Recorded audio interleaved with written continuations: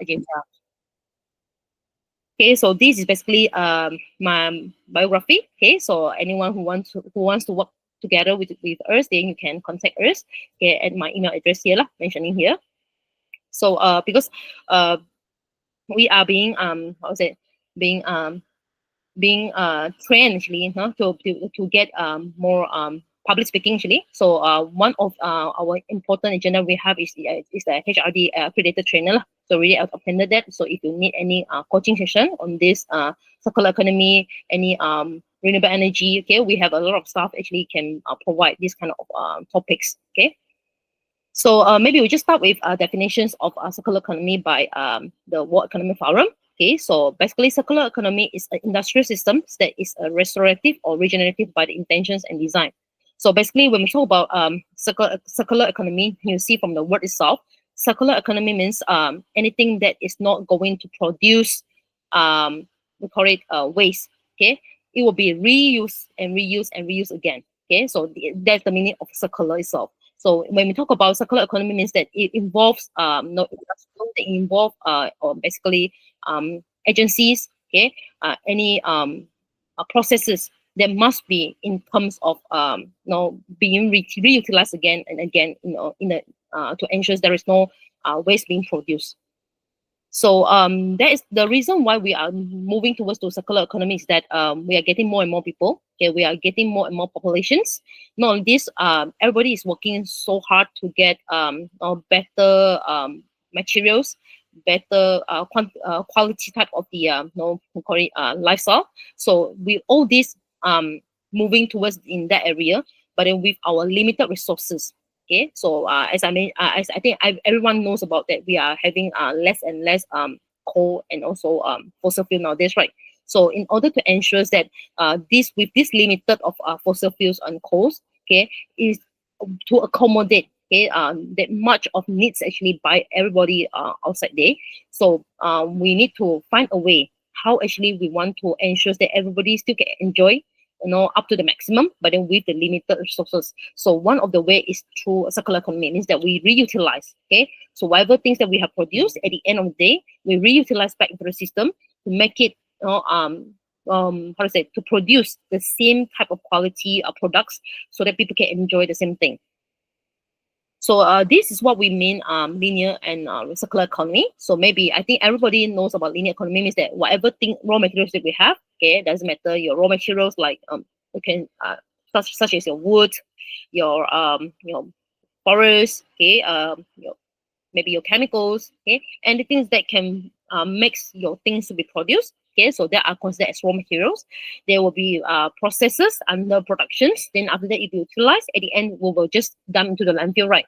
So this is what we have been going through for the past years. Okay, so now, okay, no, I think the recent 10 years, okay, they are talking about recycling economy. Okay, we are still producing waste actually at the end of the day. Okay, we are still using the linear economy, but then we try to recycle. Recycle means that we try to solve some of the issues, some of the ways that you think that it can be reused again, so back to the system to become our raw material. But then there are still having some sort we call waste, means that there are still something that we dump into the landfill. So this is what we call recycling economy. And in the recent 2 years, I think everybody are working so hard to move towards to circular economy, means that there will be no waste being produced at the end of the day. Okay, so we don't dump anything into our dustbin. We don't dump anything into our garbage. We don't dump anything into our landfill. So we will find our ways, no matter what we have produced at the end of the day, the things that you don't want, to make it back into the system again and again. Okay, so that is the difference between linear recycling and circular economy. So this is kind of like a thought lah. Okay, what's the reason why we need a circular economy? You will think that Malaysia, we are still having a lot of resources, right? We are still having enough we call it raw materials. What's the reason we are still urged to go for circular economy? Is that because we want to ensure that Sarawak can preserve and conserve our natural resources, like our forests, our oceans. Okay, so and the one thing is that I think I'm not sure everyone actually aware that we are moving towards to net zero 2050. Okay, so one of the agenda in this net zero 2050 is that we want to ensure that our carbon dioxide emissions or greenhouse gas emissions can be much more reduced, okay, until a level that it will not be more than what we can absorb. Okay, that's what we call net zero, or we call carbon neutral. So that's the reason why I think not only developed countries but Malaysia, we are also part of it to ensure that we, within our country we can do something towards that. So 1/5 of the carbon emissions due to productions can be can be solved actually in a way, and then 80% of the carbon dioxide emissions from the fossil fuel, okay, can be also solved if we try to make it into circular economy. Okay, and not only this, 100 billion tons of the biomass annually, okay, that have been dumped, abundantly at the roadside, into the landfill, actually can be reutilized to become some bioproduct like fertilizer, okay, maybe bioenergy that can be, which is useful, okay, instead of just dumping into the landfill.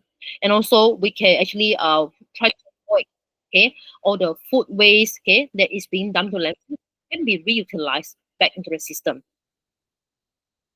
Okay, these are the three principles of me. The first thing is eliminate pollutions. Okay, second is circulate products and materials, because as I mentioned, a lot of the things that we dump into landfill actually can be still reutilized back into the system and produce the same quality product out to be utilized by the users. Okay, and for sure the third principle will be on the regenerate nature, because we want to ensure our forests, our flora and fauna can be preserved, okay, and conserved.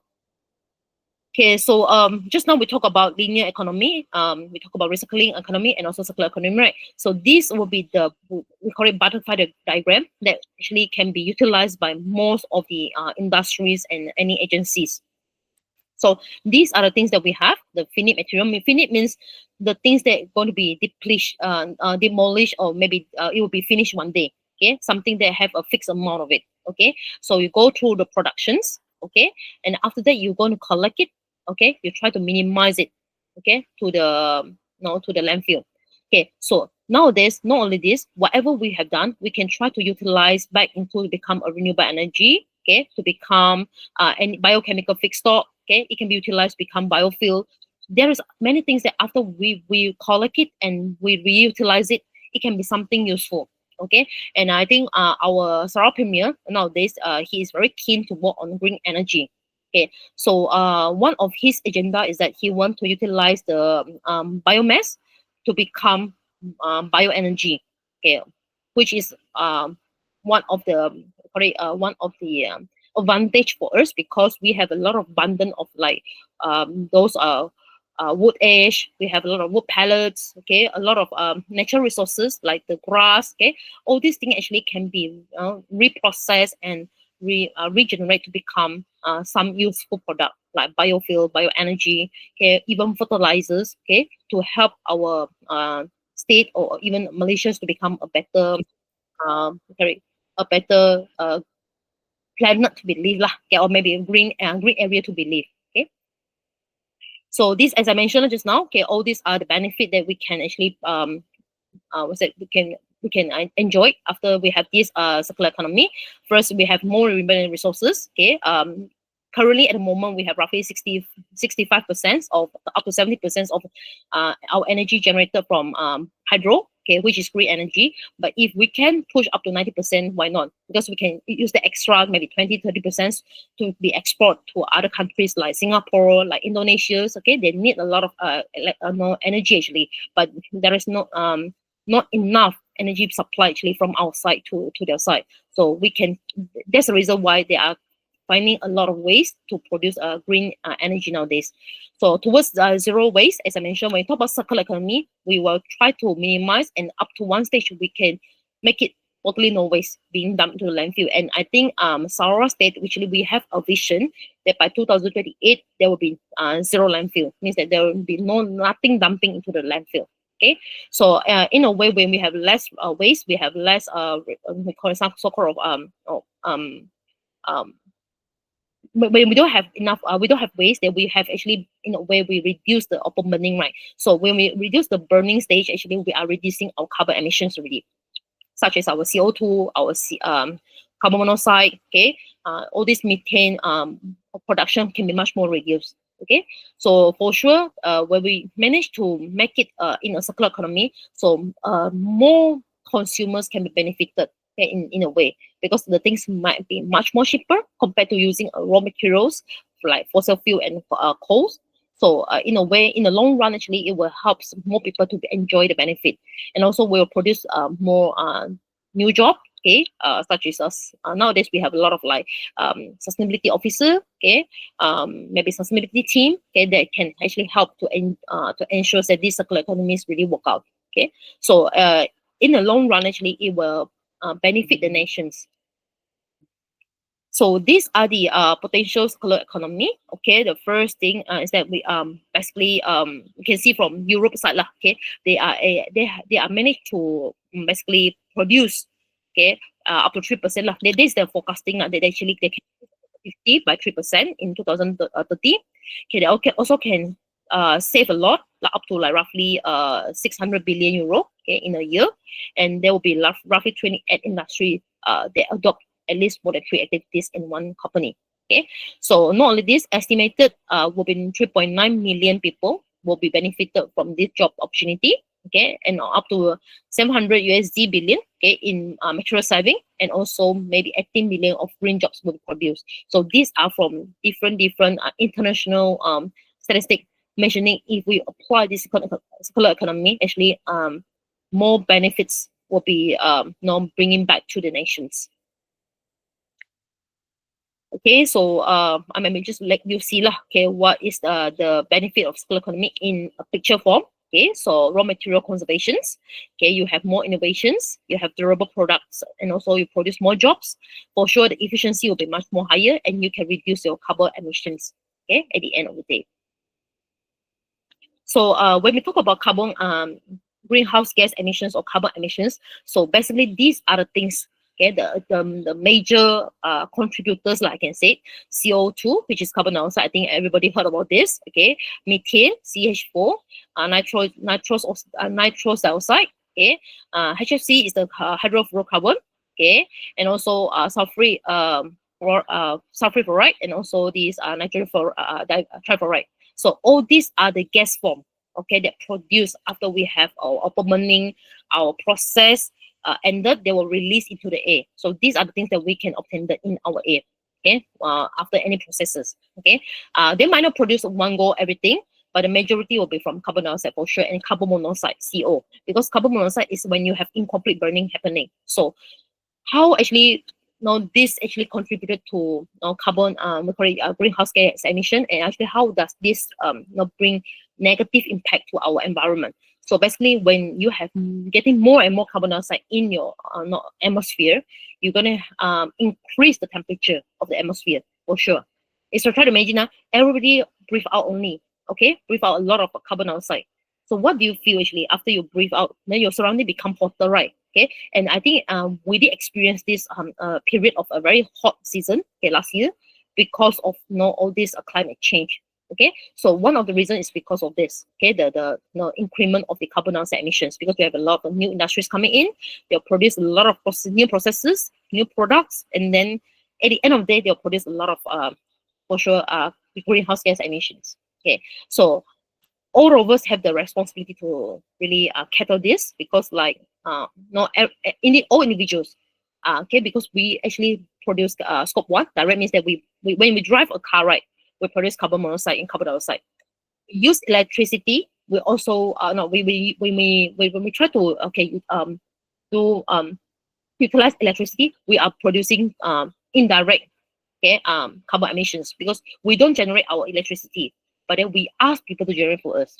So we are directly asking more electricity. It means that you are going to ask people to generate more for you, so that you can utilize it. So you are under scope 2 for electricity. And then for scope 3, I think most of us are working adults, right? Or maybe you are students. Yeah, from maybe West Malaysia, come to UNIMAS to study. Okay, or maybe you're from Sarawak, you go to Semenanjung to study, like UTM, USM, UM. Okay, so when you are traveling that way, you are producing in scope 3.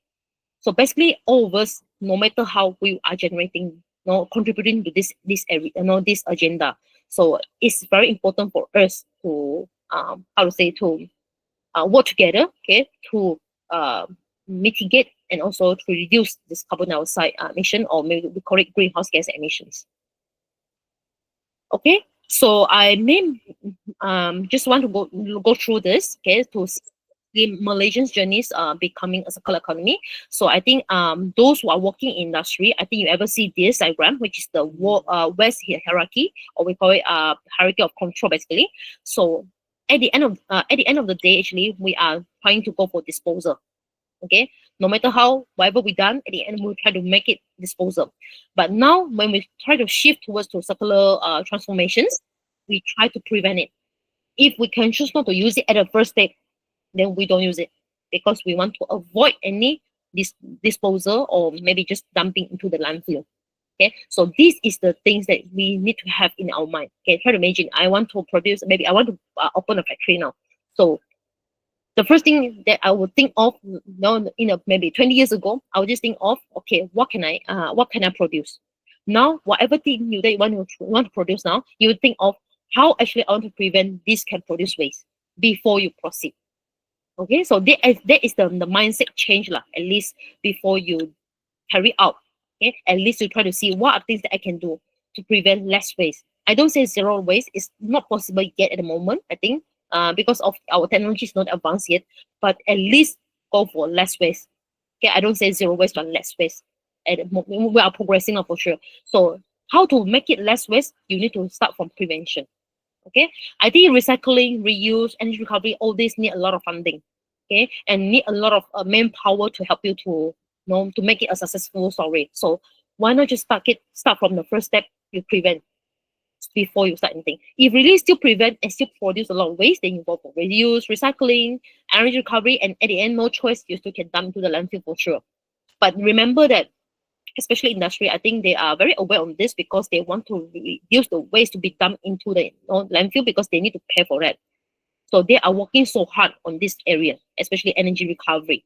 Okay, but then as a household resident, okay, we as individual, we can start from prevention. If we can choose not to use plastic bag, by using a recycling bag, or maybe a circular economy bag, why not? You can reuse it again and again instead of using a plastic bag. So if you stop to use plastic bag, actually you are reducing, or you are making zero waste to landfill already in terms of plastic bag. And if everybody start to work towards that area, so actually our plastic waste will be much more reduced compared to maybe 2 to 3 years ago. We cannot compare to time we have pandemic, because there is going to be the maximum plastic producer lah at that time, because of everybody need to be hygienic, right? So now when we try to go to grocery, I think West Malaysia is doing very well on this, because they are trying to eliminate the plastic waste. Sarawak is working hard on this area. I think Aeon is already starting this, okay, to not provide any plastic bag. Okay, so you need to use a recycling bag, okay, instead of plastic bag. So this is from the Malaysia Investment Development Authority, how actually they works on the circular bioeconomy model. Okay, when we talk about no biomass, right, as I mentioned, all this wood, all this our forests, our grasses, our trees, okay, anything that is not useful, it's not being utilized anymore. They will just dump at the roadside, right? You have a lot of grass at the roadside that might produce a lot of benefit to the users, but we might not know, because we never do the research on that yet. So whatever waste that they don't want, they can go to the raw material production. Okay, they can produce biogas, okay, product, or they can produce biogas. No, they even can produce bioenergy like at the end, to give to the end user, give to the industry, give to the household. Okay, it can be in how to say, we can reduce the energy usage in a way. Okay, try to imagine that if a company, right, manage to recycle all this thing and produce a process line on this to produce bioenergy. Okay, at the end of the day, you can maybe save 20% of the energy utilized from the solar energy. You can just utilize the energy from here. Okay, so in a way, in the long run, actually you are saving the cost to purchase the electricity by having your own generator and energy, bioenergy, that can actually, maybe it's just not just a small plant, not necessarily be the whole cycle. It can just utilize for maybe any reactors or any small plantations instead of a big I don't say you need to accommodate the whole whole processes, but then just of a small scale, maybe just one part of it only. If you can utilize this model into your business, you can save a lot of costing to purchase electricity. Okay, so this is one of the way that actually come out from the Malaysian Investment Development Authority lah, that you can think of later on. Okay, so they are avoiding to the landfill lah, so towards zero landfill. Okay, so as I mentioned, by 2028, we are moving towards to that area.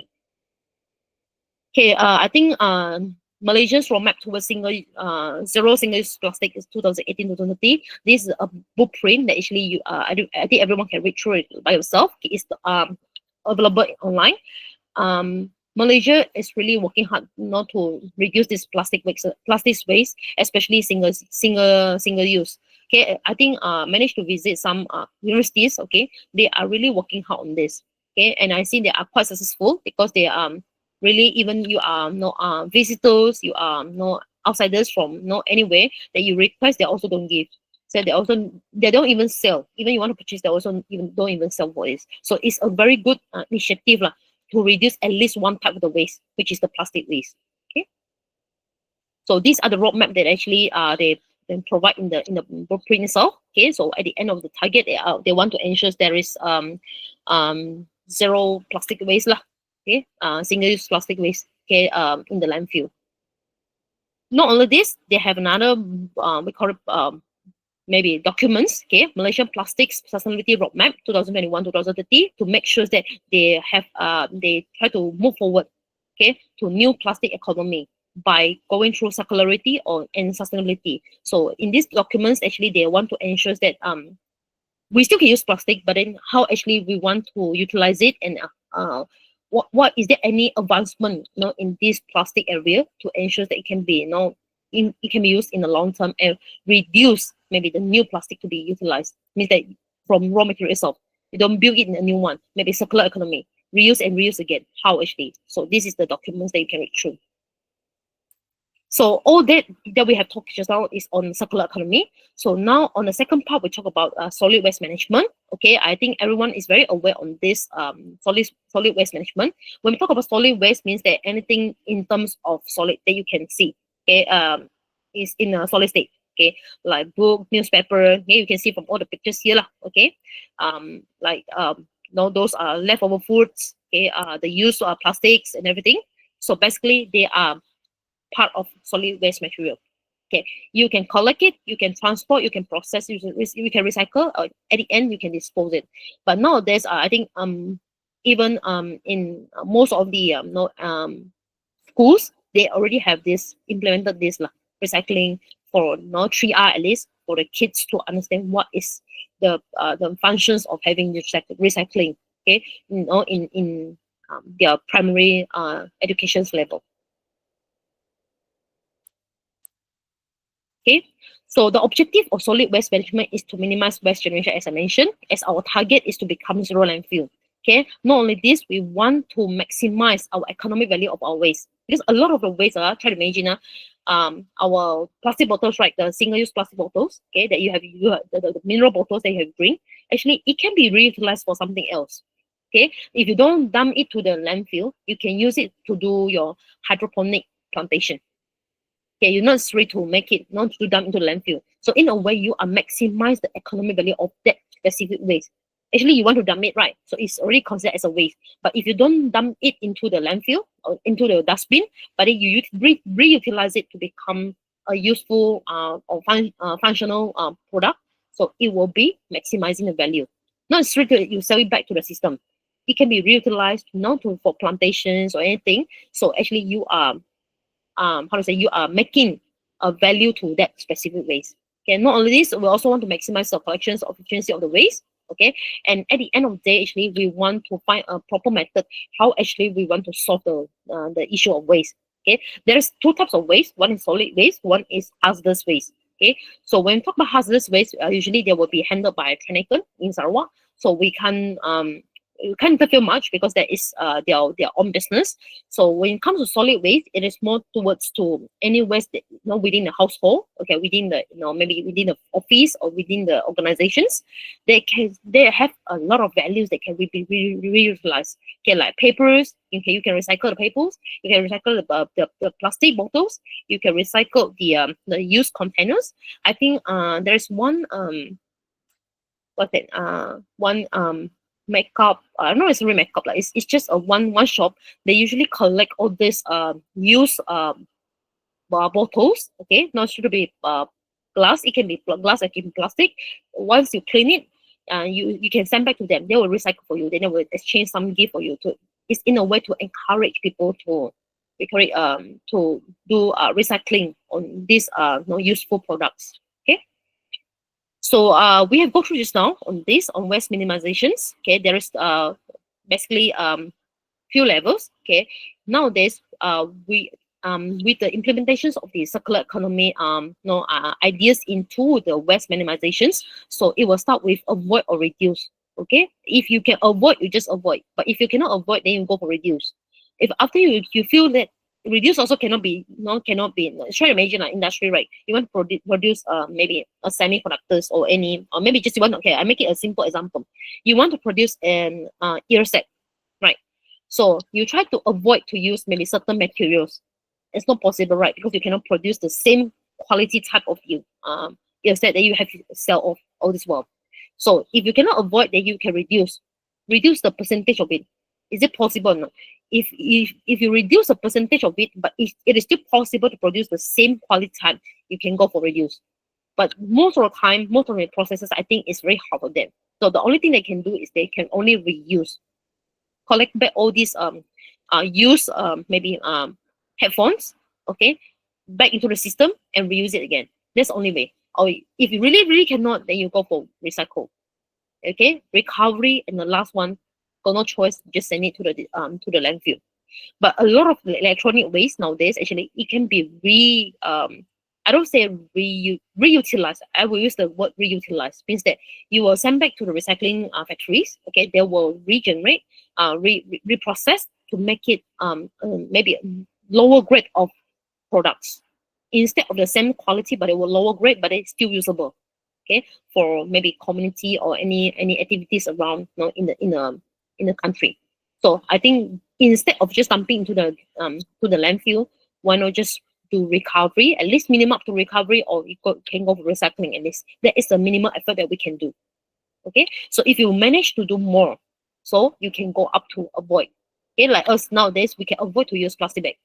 Okay, we can go for recycling bag. Why not, right? It's going to help our environment to become cleaner for sure, and also greener. Okay, so that is the the concept, how we want to make our waste to be minimized. So these are some of the advantages I think I have just go through with you all. Basically, you can actually reduce the volume of the waste. Okay, reduce the cost for sure, because especially industry, they really feel it. Okay, for us as a household, we don't feel it because we don't really spend a lot of money on this waste collections, right? But for industry, because they have a lot of hazardous waste, they really spend a lot of money on this. So they really find a lot of solutions to really make it, if possible, make it back into the system, at least circular economy, to ensure the cost of collections and disposal can be much more reduced. Okay, some of the industries, they can spend up to 200 million per year just for waste collections. Okay, so that is the reason why I think a lot of people are working so hard, especially industries. They want to go for circular economy because of this. Okay, and for sure, if possible, we will not going to produce any more landfills. Okay, whatever we have now, we will maintain it, but we will not generate another extra space for that, just to dump the waste. So that's the reason why we come up with the thought of it's like Sarawak, we have the visions to go for zero landfill. Means that at the end of the day, there will be no landfill for us to dump anything anymore. So anything that you utilize, you need to recycle back into the system, reuse back into the system. Okay, if possible, if you think that you don't want to solve that waste, you don't use it. Like plastic bag, if you don't want to solve it by yourself, then you don't use it. That's basically the ideas of actually how know the advantages if you really go for waste reductions or minimizations. Okay, as I mentioned, reuse. I think everybody know lah about how you can reuse. No, I think most of the time, I think the things that as a residential area that you can reuse is mostly just pallets, the cupboard that you have. Okay, so you can reutilize by just sending to the recycling factory. Like if you don't know how to reutilize, okay, just send to the factories. They will process it to become another useful cupboard to be utilized by other people. So recycling, I think nothing how to say we are very familiar on this. Okay, since very young we already heard of these recycling things. I think even in school level we already have all this recycling. Okay, so the things that usually people recycle is plastic, okay, paper, and maybe glass or aluminum can. But nowadays actually we are even more than that, which is on organic and also the e-waste. It's very important to recycle all these things because how to say, we want to ensure that the landfill is not being polluted because of the e-waste. E-waste usually contains a lot of chemicals and such as mercury, okay, which can pollute our ground. So if possible, we will try to recycle back into the system. And for organic, which is like our food waste, it can be recycled to become biofertilizers, okay, to help our soil to be more more fertile, okay, by reducing the usage of the synthetic, or we call it chemical type of the fertilizer. So all these actually are going to be useful, okay, for different applications if we recycle it back into the system properly. So waste disposal, uncontrolled dumping in Sarawak, we still have it, okay, but not as much as like maybe 5 years ago. We still have a lot of uncontrolled dumping actually in many areas, okay, but I can see the percentage is dropping already, okay, compared to like 5 to 10 years ago. Landfilling, whatever we dump into our green bin, okay, basically it will go to the landfill. Okay, that is what we call landfilling. It will go to the it will be collected by Tranecon and sent to the landfill and dumped to landfill and being processed lah in that way. But usually they will burn it. Okay, so the reason why we want to avoid this landfilling is that how to say, different type of waste is being dumped into the area, and then for sure the area itself is being polluted because of different maybe chemicals, different the reactions between all these waste actually cause the landfilling itself to be polluted. So we want to avoid this to be happening to especially the resident nearby. Okay, so that's the issue why, if possible, we will avoid the disposal term nowadays. Okay, make it circular back to the system. So maybe some initiative that we have done by about our campus. Okay, we have come up with this Unimas Low Carbon Campus Roadmap 2030. So the reason why we come up with this roadmap is that we want to become a low carbon campus that embodies sustainable growth. Okay, and one of the important agenda is that circular economy and waste management. Okay, so even as a campus, we are working very hard on this because we want to ensure that we can contribute, okay, to this area, moving forward together with everybody to make sure that our zero landfill can be achieved at the end of the day. Okay, so you can see we have different pillars. Okay, energy efficiency, GIG inventory, capacity and capability building, sustainable innovative solutions, and low carbon mobility. And one of the important agenda is circular economy and waste management. Okay, so at the end of the day, we want to achieve 40% waste minimizations from 2022 by 2030 means that roughly another 5 really, we want to achieve 40% waste minimizations. Okay, so that is our goal at the end of 2030. Okay, so you can see from here we are going to have a lot of different initiative. One of it is through green courses. We educate our students how actually they can involve in technology. Okay, how they actually want to enhance the knowledge and skills. Okay, go towards this green agenda. Okay, Unimas at the end of the day by 2030 we try to have our integrated waste management center. Okay, with circular economy concept. Okay, and also we're going to have our green cafe, meaning that all the food waste especially produced by from the cafe itself will be will be using the concept of circular economy to become useful product such as biofertilizer. Okay, and it will be utilized for plantations in campus. And then at the end of the day, we're going to have our ultimate 9R lab. Okay, so these are some of the initiatives that we are working hard nowadays to ensure that we really can achieve our circular economy and waste management successfully. So some initiatives that have been done by Unimas on waste to wealth, okay, or maybe waste to useful product, I can say. Okay, so all the jeans, used jeans that the one, they will be reused back to become something like our souvenir. Okay, so these are the souvenirs that produced by Jean by using the unused jeans, donated by the students and staffs. And also we have managed to come up with the circular economy I can say circular economy bag, okay, produced using the office blinds, okay, that is unused anymore. So we are going to produce more, and then we managed to bring it, to one of the conference and pass to the the ministers in the area. Okay, and also there are a lot of scrap metals. Okay, it can be reutilized to become our useful souvenirs products, and this is our circular economy lab lah. Okay, so at the end of the day, we're going to have all the processes to be done in this lab.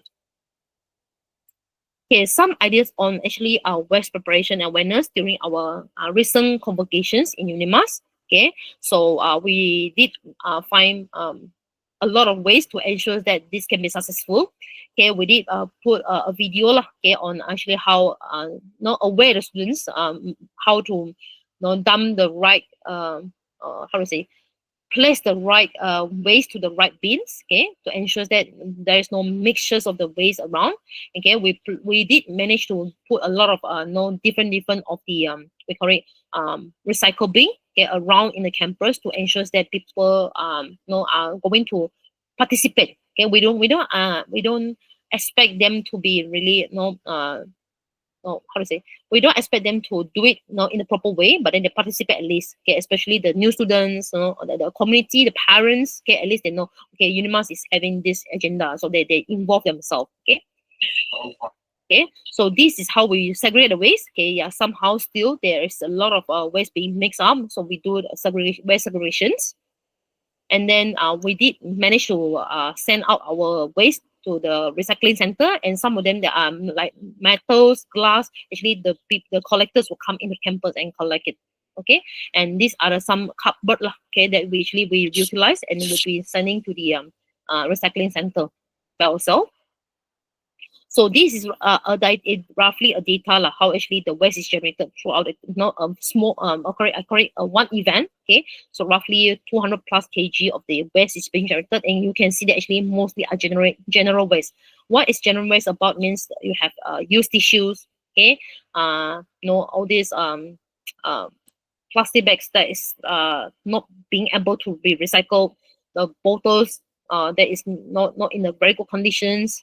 Okay, all these waste that cannot be recycled, we call it as general waste. Okay, you can see most of them are from there, and there's a lot of food waste that we managed to recycle, and also the water bottle recyclable. Okay, it's roughly 11%, and also some drink cartons lah, like the aluminum can.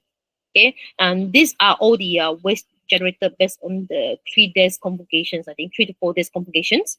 So it's considered successful. At least the students are being able to understand, know which are the right bins that they should place their waste. For example, okay, these are the improper waste lah. And then during the first day, there's a lot of chaos happening because a lot of people doesn't really understand. Okay, when we talk about food waste, they don't know what is food waste, so they just simply dump all the plastic containers, together with the food waste. Actually, it's right because they have the food waste inside.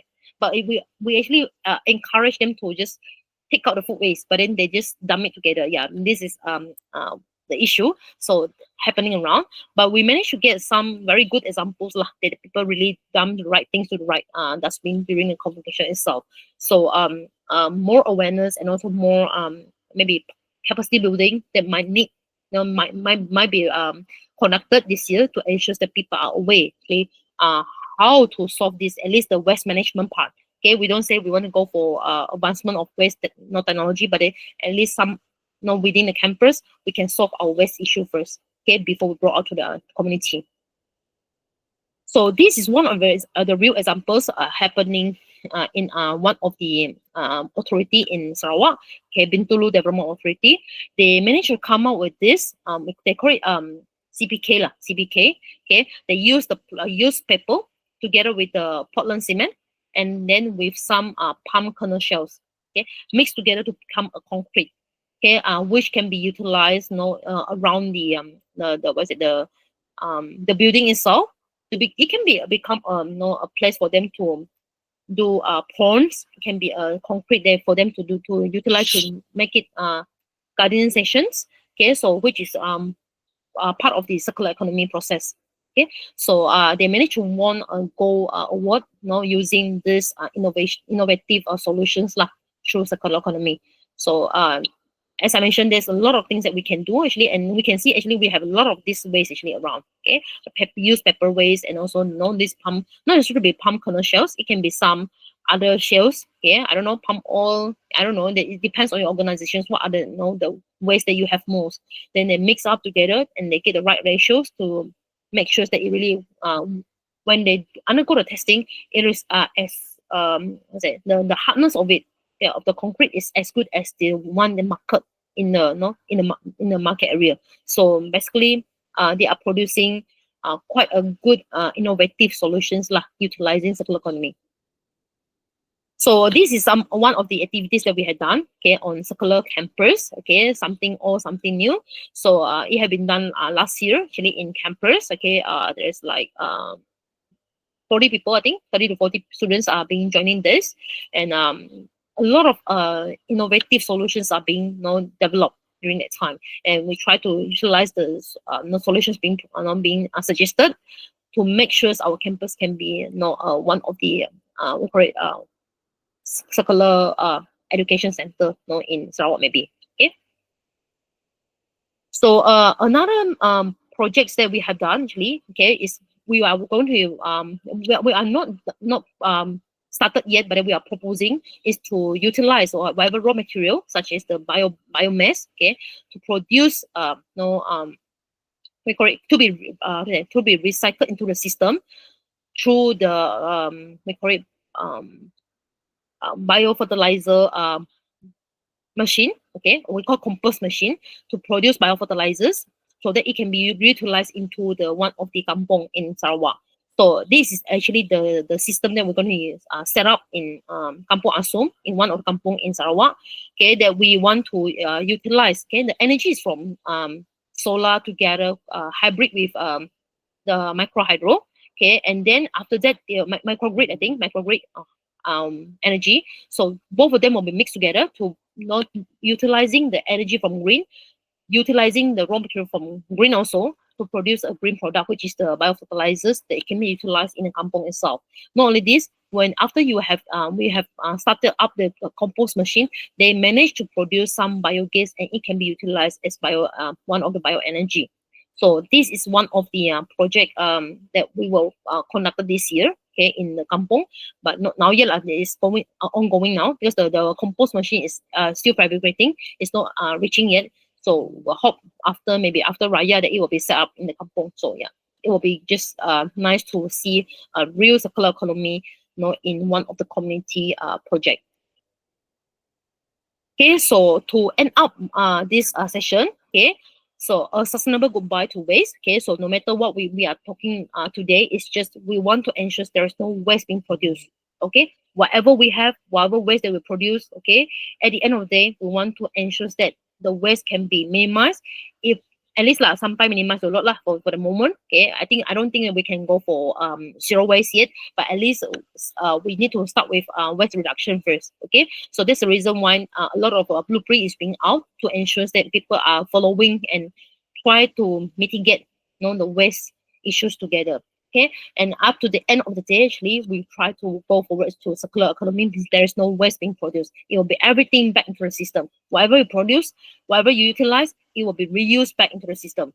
So that's the reason why I think we started with plastic waste, because that is the simplest effort, I think I can say, compared to other type of waste. Because plastic waste is, if you start to prevent to use it, there will be no waste already.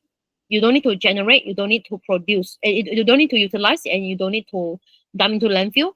You don't need to solve the issue. So that is basically one of the very simplest effort that we can put in. So, but then nowadays, I think a lot of household or even residential area, they already start with circular economy. Actually, I think even 20 years ago, people already start with circular economy by utilizing all these gardening waste to become your biofertilizer. Actually, they already started, but just they add up with open burning. That's the reason why we are not encouraging open burning. So we are utilizing other technologies to ensure that this biofertilizer can be produced, but not using open burning. Okay, because open burning you are generating at the end of the day.